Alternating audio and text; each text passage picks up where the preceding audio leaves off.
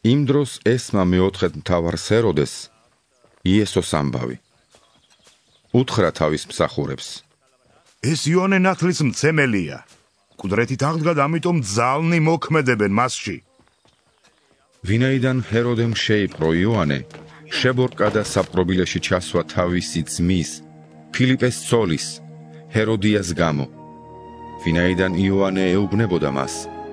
შენთვის ნებადართული არ არის მისი ყოლა. უნდოდა მისი მოკლა, მაგრამ ხალხისა ეშინოდა, რადგან წინასწარმეტყველად მიაჩნდათ იგი.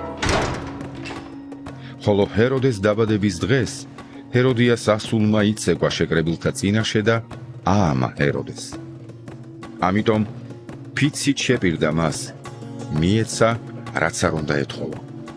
ხოლო მან თავისი დედისგან დარიგებულმა უთხრა. მომეცი აქ ლანგრით იოანე ნათლისმცემლის თავი. შეწუხდა მეფე, მაგრამ ფიცისა და თანამეინახეთა რიდით ბრძანა მიცემა.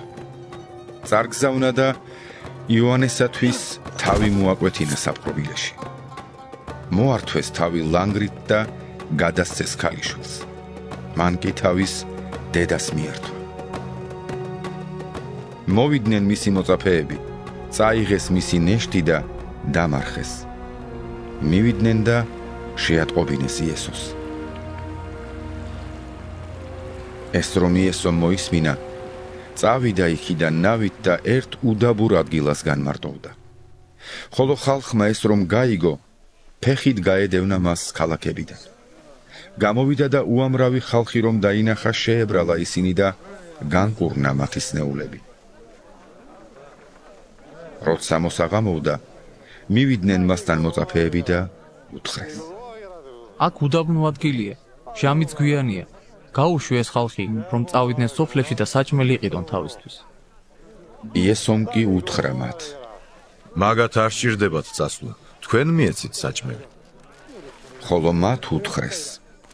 ჩვენ აქ მხოლოდ 5 პური და 2 თევზი გვაქვს. მან უთხრა. აქ მომიტანეთ. უბრძანა ხალხს ბალახზე დამსხდარიყვნენ.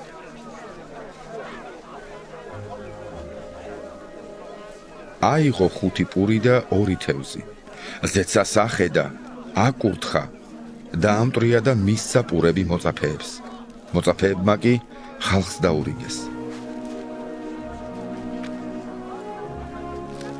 ყველამ ჭამა და გაწყა, ხოლო დარჩენილი ნატეხებისგან აკრიფეს 12 სავსე გოდორი. ხოლო მჭამელი 5000-მდე კაცი იყო, გარდა ქალებისა და ბავშვებისა.